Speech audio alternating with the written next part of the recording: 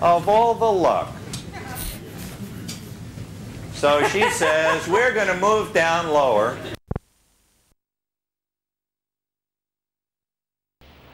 Een nieuw ruimteschip wordt tijdens een testvlucht geraakt door kosmische straling. Het stort neer en de 4 overlevenden, tekenaar Steve Ditko, creëerde een held die het paradepaardje van Marvel zou worden. Just hold that pose, Smiley. Great. There goes my $1,000 photo. When am I going to get the hang of being a superhero and a photographer at the same time? Good reflexes for a future handbag. Het eerste Spider-Man stripverhaal verscheen in 1962 in aflevering 15 van Amazing Fantasy. Peter Parker is een verlegen, onschuldige scholier. Say, gang, we need one more guy for the dance. How about Peter Parker over there? Peter Parker? He's Midtown High's only professional wallflower. Hij wordt gebeten door een radioactieve spin en krijgt daardoor bovenmenselijke krachten. In het Koude Oorlogtijdperk was iedereen als de dood voor nucleaire besmetting. Niemand wist precies wat de gevolgen zouden zijn. Peter Parker neemt de eigenschappen over van de spin die hem heeft gebeten. Hij kan tegen muren oplopen, hij kan een web maken.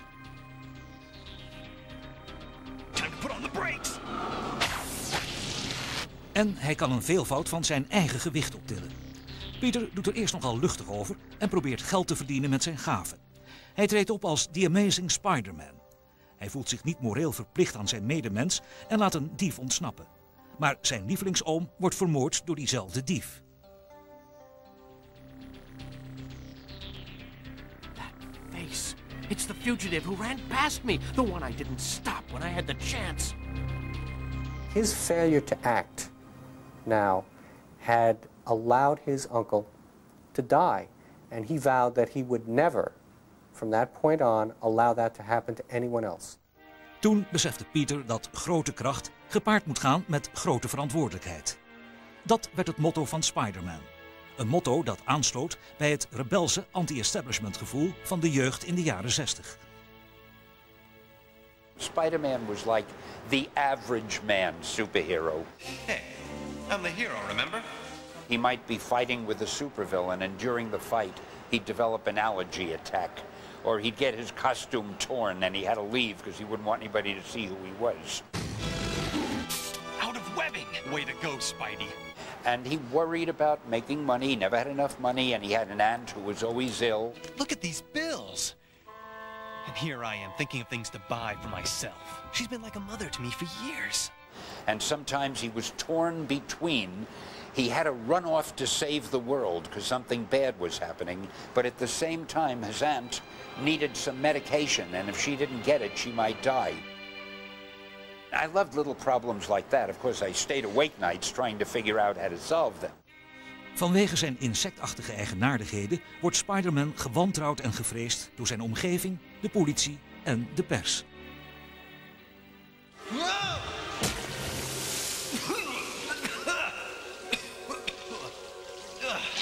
You don't find the Fantastic Four in a sewer.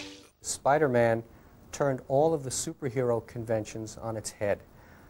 Instead of being loved, he was hated and feared. Instead of the newspapers writing these glowing editorials about how wonderful it was that this character suddenly came on the scene, they found it incredibly unsettling. I think it was very realistic. Hij is een gewone man die een held wil zijn in een wereld waar niemand in helden gelooft. Spider-Man wordt een idool van de 60s-generatie.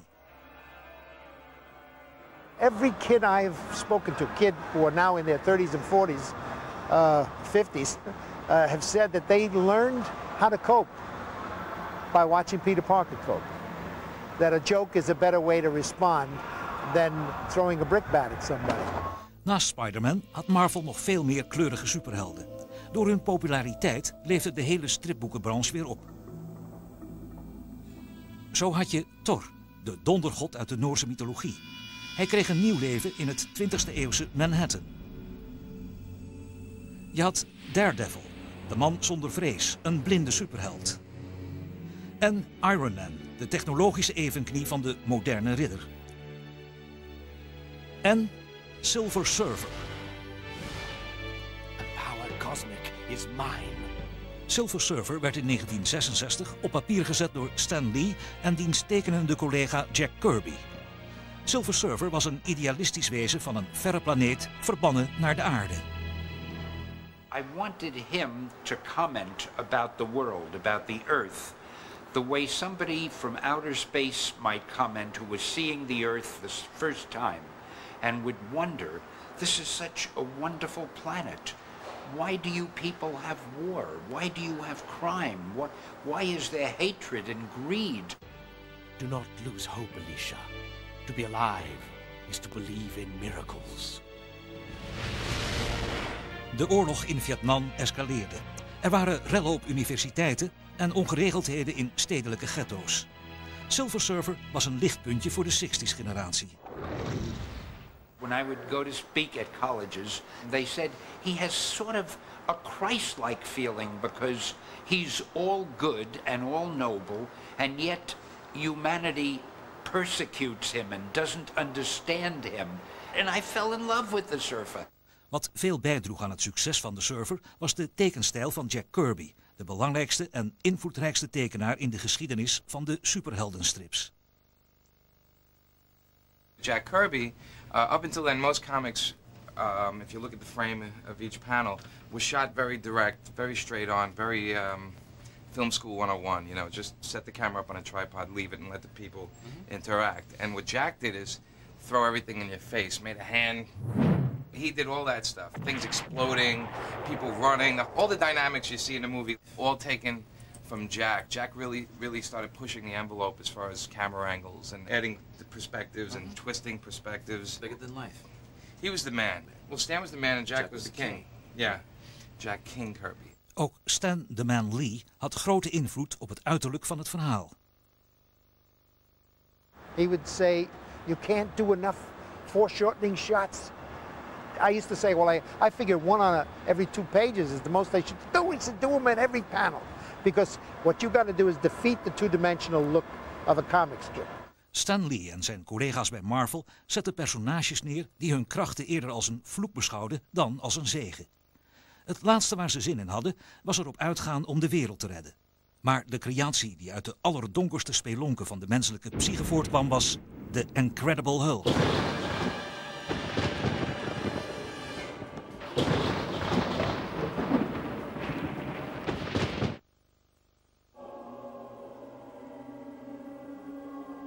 In ieder van ons schuilt een intense, razende woede.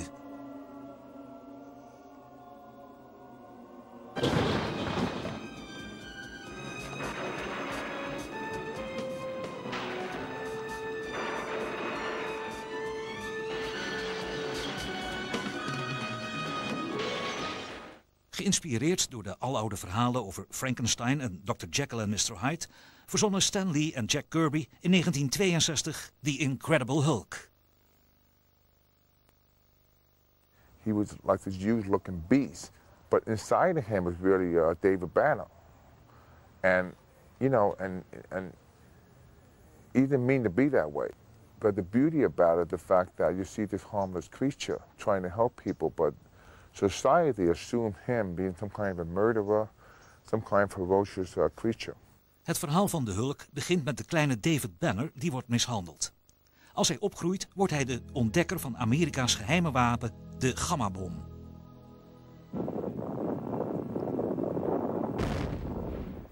Banner ziet een verdwaald kind ronddolen op het proefterrein en rent erheen om het te redden.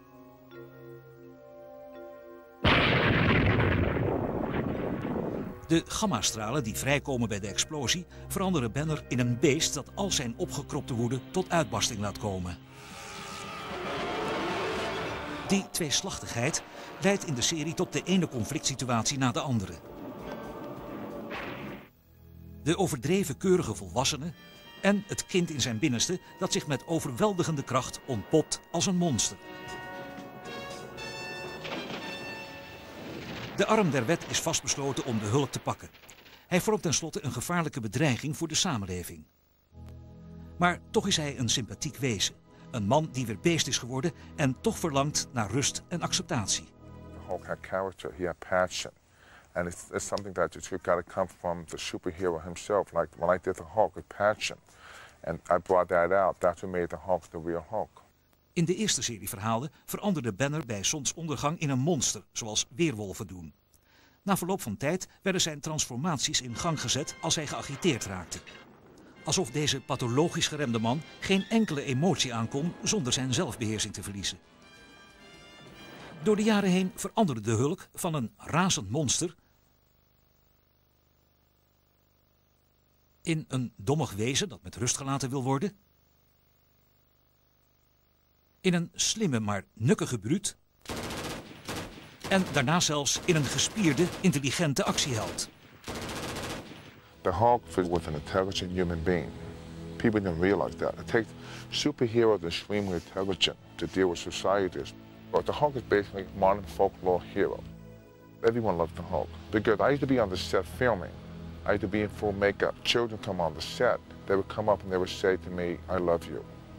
Little children, like 4, 5, and 6. Instantly, it was like a magnet. It tells you something. De Hulk is de belichaming van het innerlijke conflict van ieder mens tussen beschaafde redelijkheid en primaire emotie. Daarom spreekt hij 40 jaar na zijn oorsprong nog steeds tot de verbeelding. In 1963 introduceerden de nu bejubelde Stan Lee en Jack Kirby een groep heldhaftige mutanten die uiteindelijk bovenaan de lijst van bekende striphelden zouden komen, The X-Men. Omdat hun genetische structuur afwijkt van die van normale mensen, worden ze door de maatschappij aan de kant gezet. Stay back! Don't touch me! We don't want your kind around here. Dankzij hun mutaties hebben ze ongekende superkrachten. Cyclops heeft ogen met laserstralen. Wolverine heeft botten van onverwoestbaar staal. Rogue is supersterk. De Beast is zo bewegelijk als een dier. En Jean Grey heeft telekinetische krachten. Aan het hoofd van de groep staat een vaderfiguur, de mutantenprofessor Charles Xavier. Hij heeft ze bij elkaar geroepen om de mensen te beschermen die hen juist zo haten. In 1990 werden van de eerste editie van de nieuwe X-Men-serie een record aantal exemplaren verkocht. 8 miljoen. Well, I've never really thought of them as superheroes. That their powers, their abilities give them certain responsibilities to their fellow mutants, to the body politic, to the world itself, and they can oppose forces and situations that no one else can. The bad news is that those very powers and the fact that of their being mutants makes them an oppressed minority within the world, the object of prejudice, the object of racial hatred and discrimination. De X-Men kunnen inderdaad beschouwd worden als symbool voor de mensen die geloven in een tolerante, liefdadige samenleving.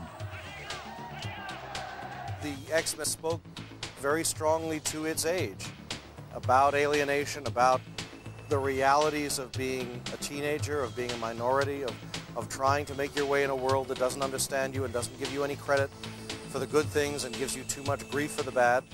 Al is het hoofddoel van striptekenaars om de lezer te vermaken, toch hebben velen van hen in de loop der jaren geprobeerd om hun verhalen een morele en ethische lading mee te geven. De Green Lantern is een superheld met een machtige ring. Zijn missie?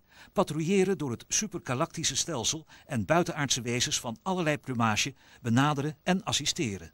Schrijver Dennis O'Neil en tekenaar Neil Adams produceerden een tegenwoordig beroemde editie van The Green Lantern, waarin het onderwerp rassendiscriminatie onomwonden aan de orde komt. I've been reading how you work for the Blueskins, Green Lantern, and on a planet somewhere you helped out the Orangeskins. Only they're skins you never bothered with. The Blackskins. How come?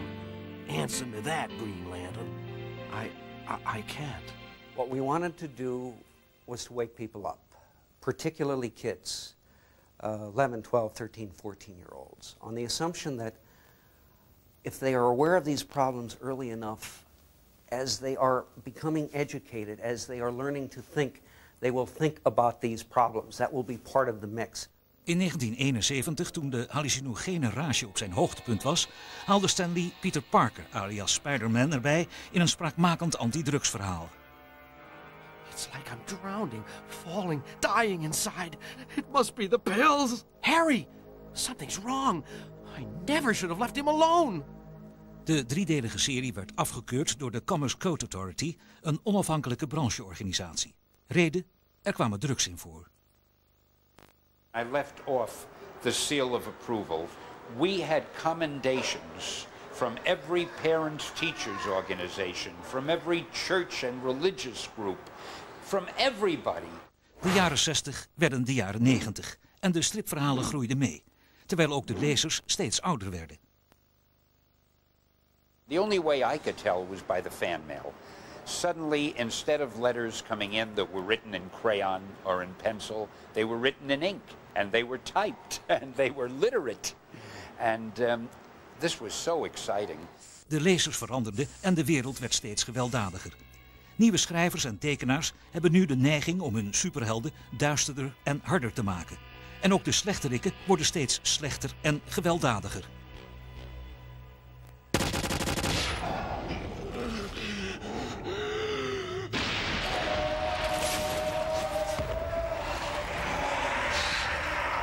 You've held Chicago in your grasp for too long. Your reign of terror is over. I think not.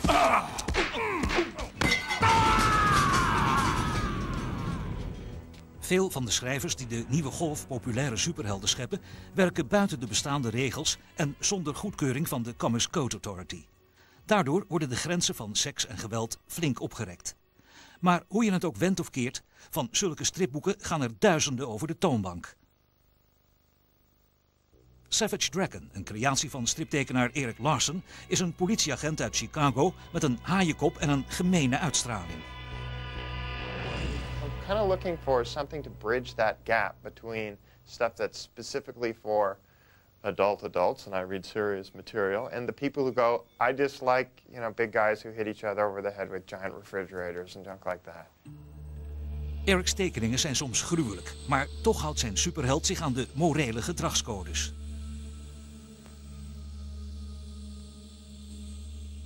I do want people to ultimately be able to look at this character and say, this is a moral character. This is the way that maybe we ought to be living our lives. Dit stripboekencongres, de San Diego Comic-Con, biedt de nieuwere bedrijfjes de gelegenheid om hun lezerspubliek te ontmoeten. Painkiller Jane is een nieuwe heldin die in niets meer lijkt op haar voorgangster Wonder Woman. You like that, huh? Maggot scumbag creep. Oh.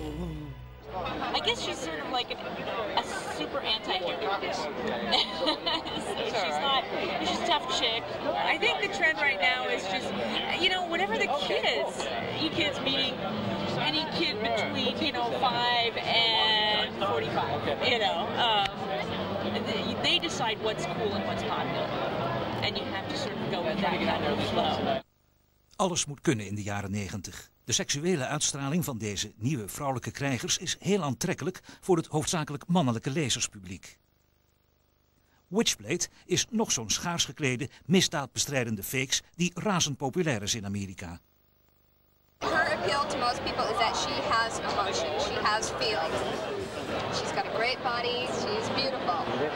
But a lot of people, they thought perhaps it was sexist. Well, considering I'm a woman and I happen to write the book, I find nothing sexist about it. I find that her costuming is always appropriate. There's always a reason to have some of the sexuality in there. At one point, nobody cares about the female character, and then as you get older, I guess it's what sells the most. Maar de absolute bestseller onder de onafhankelijke stripproducties is Spawn van Todd McFarlane. Zijn schitterende stijl toont zowel een akelig realisme als vakkundige karikaturen. Hij combineert het hedendaagse met het griezelige. Zijn stijl veroorzaakte een revolutie in de stripwereld van de jaren 90.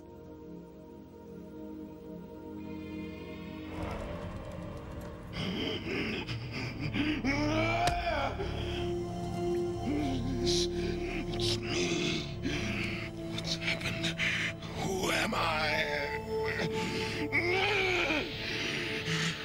Spawn, een tragische gekwelde wraakgeest die herrezen is uit het graf, sluit een pact met de duivel om nog één keer zijn vrouw te kunnen zien. The simple quest of Spawn is, can this man who's had everything stolen from him, his family, his values, his identity. His face has been charred, so he doesn't even look like the man he was. And where he's able to live and his job. Everything's been stripped from him. That can he now rebuild himself and find reason to move on and do it in a positive light? So can this man regain his humanity? De heldenreis die Spawn maakt is weliswaar somberder dan de meeste, maar heeft op een speciale manier toch iets nobels. Zijn rechtsgevoel is heel sterk. Hij beschermt de gewone man en hij houdt veel van het gezin dat hem is ontnomen. Hij bindt zelfs de strijd aan met de demonen in de hel. Spawn is really the new generation of superheroes who isn't pre-built as a superhero. Superman hit the planet as a Boy Scout. He knew what to do, he knew how to be a hero, he knew what to say, he knew how to rescue people, he knew how to stop everything. And I believe that being a hero, whether it's a superhero or a real hero, is a job, and you kind of grow into your job of like whether you have the aptitude to do it. So Spawn is one of those guys that's learning to see whether A, can he be a hero, and whether he has the right stuff to even be the hero. De gewelddadigheid in de Spawn-producties, zowel in de stripboeken als in films en tv-series, maakt veel kritiek los. Where I think people miss the message is that he's very impulsive and he's very emotional, and he also is a product of his environment, which was up to the point where he got the powers. He was a government assassin, right? So he had this kind of grunt and war mentality.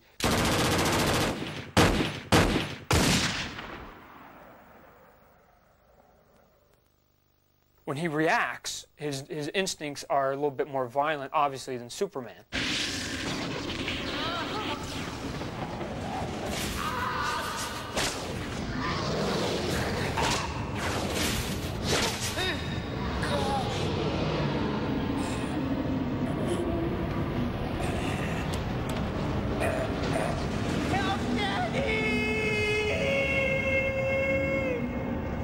Why do all comic books have to fit a 7 to 12-year-old category? The answer is they don't. Bij zoveel superheldstrips en zoveel talentvolle schrijvers en tekenaars zou je denken dat de zaken fantastisch gaan. Maar dat is niet zo. Video games are now the comic books of the 90s. Probably within 10 years, I think comic books may not be around any longer. Why spend $1 on a piece of paper that doesn't move? I can go stick a quarter in a machine and I can be Superman or I can be Spawn. Do I believe that comic books and the presentation of comic books, that the art form will ever die out? Never. It just means, you know, that we're just going to have to reinvent ourselves. The great thing about comic books is, I mean, you get them, you hold them, you read them, and you just like, I mean, you can like put a comic next to your bed and go to sleep with it. You get to use your imagination a little bit more. Instead of like movies, you just sit back and watch, but like with comics, you read it and the pictures seem to come to life. It's thin, it's small, you can fold it, you can put it in your pocket, you can pick it up and read it anytime you want. You can share it with a friend who can look over your shoulder with it. You can save them and collect them. I look for comic books to be around for a long, long time. Kevin Smith, nu een bekende filmregisseur, is ook nog steeds eigenaar van een stripboekenzaak in New Jersey. Superheroes represent the ideal. I don't think you can do anything better for a child than to raise a child in comic books. It kind of builds a child's sense of creativity, a sense of wonder, but it really is a builder of moral fiber. You know, it's just like what it teaches you integrity and decency and gallantry and chivalry and right versus might and things like that. And I mean, what better lesson to impart to a kid without seeming like you're proselytizing? Superheroes will always be with us. Stories about people that are a little bigger than life and that have adventures and episodes that are wilder than anything we experience in our own lives will always be provocative and interesting for an audience. Wat een superheld beleeft is wat elk mens meemaakt, maar dan op mythisch niveau.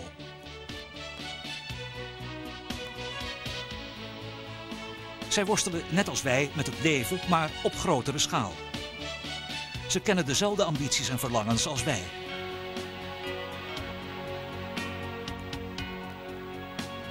Ze bereiken het hoogste potentieel van de menselijke geest dat in ons allen besloten ligt.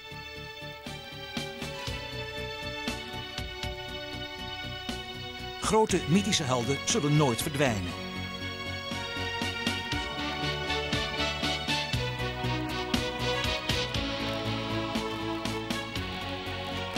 Ze laten zien dat ieder van ons een superheld kan zijn.